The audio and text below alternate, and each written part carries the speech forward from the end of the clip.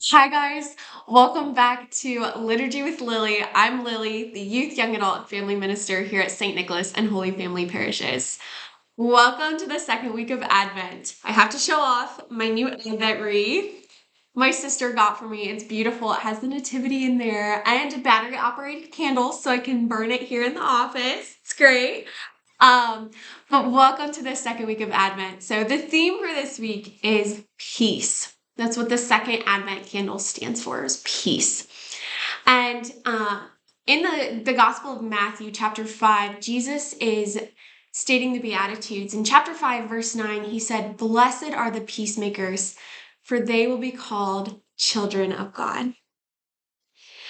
Now, my challenge for you this week is to look inward because, well, we all know very well, we live in a chaotic world, a world of disorder and division right now. But the best way that we can really strive for world peace is to start with ourselves. How can you be a peacemaker this week? How can you bring peace into your home, into your family this Advent? So let's start there. And I want to wish you all a very peaceful week.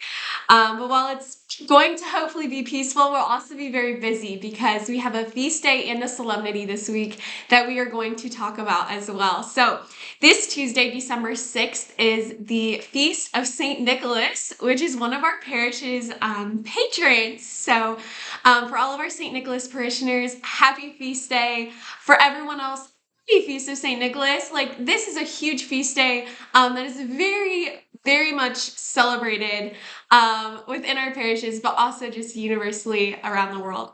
So I thought it would be fun to dive into a little bit more of St. Nick's story. So St. Nick also has the name St. Nicholas of Myra, and that is because he was the bishop in Myra, which is now like present day Turkey. And he is best known for his generosity and his love of children. So one of the most famous stories associated with St. Nicholas is a story where he is said to have thrown bags of gold through a window in a poor man's house. And this was so to serve as a dowry for this man's three daughters. So it's a poor man. He has to basically pay a dowry to his daughter's future husbands, right? To get them married off. And because he was poor, he couldn't afford that. And his daughters were actually facing prostitution if they weren't able to be given in marriage properly. So St. Nicholas actually threw 3 bags of gold 3 nights in a row into this man's house. And they're said to have been thrown in the window and they landed in the family's shoes that were drying by the fire, which is also why there's now like a common practice for kids to maybe put their shoes out the night before the Feast of St. Nicholas, or maybe you hang your stockings by the fireplace in the hopes of receiving gifts on the eve of St. Nicholas's feast day. So if your family does that, I know mine does. St. Nick is the best. We also, a tradition in our house is that St. Nick comes and picks up our letters to Santa that night as well. So yeah, St. Nick is also associated, he's said to be one of the influences for the modern day Santa figure that we see. But two separate people, two separate days. But it is really cool to see how such a loving and generous man has made such an impact in our world today. So I want to challenge you to see how you can be generous like St. Nicholas this week. So it might not be in giving a gift of like monetary value or giving candy, which I love candy, so you can give me candy. But it might be giving of your time. It might be giving of a talent that you possess. But how can you be generous this week, especially on Tuesday? So make sure you celebrate. It's a feast day, so make sure you feast in some way as a family this week. Next up, we have on Thursday is a solemnity. So the Solemnity of the Immaculate Conception of the Blessed Virgin Mary. This is also a holy day of obligation.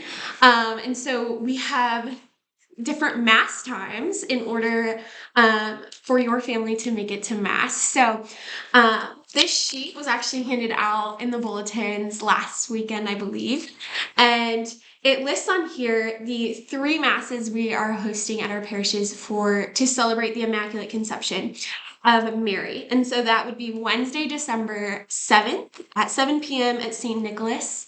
And then we have Thursday, 8 a.m. Mass at St. Nicholas. And then Thursday, 7 p.m. Mass at Holy Family, New Cleveland. And so your family can make it to any of those Masses and fulfill your Holy Day obligation. But let's dive into this a little bit more, right? So I said St. Nicholas is a feast day. Last week we had a few saint memorials, and today we have a solemnity. So what's the difference? What's with using these different words, this different vocabulary? Maybe you know this, maybe you don't, but let's get a little refresher here. So solemnities are considered the greatest celebrations and of the greatest importance within our liturgical calendar. These would be holy days, Sundays, basically Masses where we have the Gloria and the Creed. It's probably a solemnity, okay? Feasts are kind of considered like the next tier. So they are the second most important days that we have on our liturgical calendar. And they are celebrated on specific days. So St. Nicholas, for example, is celebrated always on December 6th, okay? There are other days like that as well. The Presentation of the Lord, there are quite a few feast days within our church calendar. And on those days, those Masses, we sing the Gloria, but you don't necessarily have to pray the Creed. So, fun fact. And then we have memorials, which are kind of considered like the third tier in regards to importance and significance within our liturgical calendar. And the memorials can be classified as either obligatory or optional. So the optional ones, you might have priests that love to say all the memorial Masses that they can, but the obligatory ones you'll always have on daily Masses. So basically memorials commemorate a different saint or group of saints. So yeah, I think that's important to kind of define solemnities, feast days, memorials, all great days within the church calendar, the church year. But there is a difference, and you'll notice a difference when you go to Mass for the Solemnity of the Immaculate Conception of the Blessed Mother. So, what is this Holy Day celebrate? What is this solemnity all about? You probably have heard before, and you'll probably hear again. This feast day is not about the conception of Jesus. This is about the conception of Mary. And the Immaculate Conception celebrates Mary, the mother of Jesus, and how she was preserved from the effects of original sin from the moment of her conception. And so this is a privilege that Mary was given as a result of God's grace, not because of any intrinsic merit on her part. It was really all done by God's grace. And we believe that Mary was in a state of sanctifying grace from the first moment of her existence up until when she was assumed into heaven. And even still to this day, that's why she's one of our biggest intercessors and one of the most important saints that we love and adore. So we love Mary. She's amazing. She is on our side. She's always praying for us. And I also invite you to please keep in prayer a few of our high school kids who are being so brave and wonderful. They have agreed to do a Marian consecration. We started that back in November, and they are finishing up their consecration on this Thursday, the feast of the Solemnity of the Immaculate Conception of Mary. And so please just keep them in prayer as they make this huge devotion, this huge consecration to Mary. So excited for them. We will be doing that on Thursday. So yes, please keep them in your prayers. I also want to mention, I showed you guys this paper earlier. So this touches on all of the confession times that we have available within our parishes. So I want to note that Days of Grace at Holy Family are Wednesday, December 14th from 6:30 to 8:30 p.m., Friday, December 16th from 10 a.m. to noon. And then our Advent Days of Grace at St. Nicholas are Wednesday, December 21st from 6:30 to 8:30 p.m. and Friday, December 23rd from 10 a.m. to noon. And then again, there are additional confession times listed below for you and your family to make time to really get your hearts prepared and ready for the coming of the Lord. So I will actually list all of these dates and times in the description box below. And if you're looking for a paper copy, you can stop in at the office and we have more of these. If you didn't get it in your bulletin, or maybe you guys have lost it or you need multiple copies, no worries. We have plenty, so make sure to stop by. Another thing to note, you probably have noticed this ginormous sign behind me. So this sign is from Hallow. So if you're familiar with the Hallow app, you probably won't be able to use the QR code through this video, but feel free to try. We have posted on our Facebook the link to download the app. Hallow is doing something really cool right now. So this is like the #1 ranked Catholic app out there. And they usually have a 14-day free trial for anyone who wants to download the app and start using their platform and their resources. And they are actually extending that 14-day trial to a 90-day free trial. In addition to that, they also this year have implemented a new Advent prayer challenge that features the voices of your favorite chosen actors and actresses. So the first few days are narrated by the character that plays John. And then we also have Jonathan Rumi, who plays Jesus.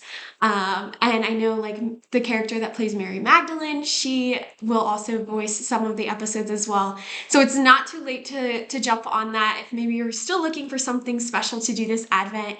Each day is 10 minutes or less of just prayerful reflection.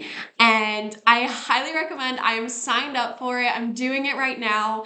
Another thing that's going on within the Hallow app, you can do this. You don't have to have the Hallow app, but there's a St. Andrew's novena that began this past week on his feast day and continues until Christmas. And it is such an amazing novena. My Culture Project team prayed the novena last year together and just saw so many amazing fruits come from it. So it's never too late to hop on the bandwagon there and check out the St. Andrew novena. I completely forgot to mention it last week, but I did notice on the Hallow app they have a recording of it as well. So highly, highly recommend Hallow. If you have any questions, please let me know. But it is a completely Catholic app, and they have Liturgy of the Hours, they have Rosary, they have different Ignatian meditations. Literally, you name it, the app probably has it. They also have amazing Advent music. So if you're maybe like not ready for Christmas music yet, or you want something with maybe a religious twist to it, check out the playlist on the Hallow app. They're amazing. And then the final thing that I want to mention is coming up, which I've mentioned in the last 2 episodes, is our parish Epiphany party, which will be taking place on the Feast of the Epiphany, January 8th. And we decided this past week it was approved to do raffle items at this event. So if you or anyone you know would like to donate items to be included in raffle baskets, whether you own a business or you have some toys, or maybe you sell cosmetic products or anything like that, if you're interested in donating to our raffle items, please let me know. Email me, which is also will be linked in our description box below. You can call me, text me, let me know. And I would like to collect all of those items before Christmas. So I want to thank, we already have a few donors that have agreed to give to these raffle items. All proceeds from this event will go towards future youth, young adult, and family events here at our parishes. So If you're interested, again, please reach out to me. And I want to wish you all just a happy second week of Advent. And please know that we are praying for you. The parish staff here is praying for all of you. And we wish you a wonderful week. See you guys soon.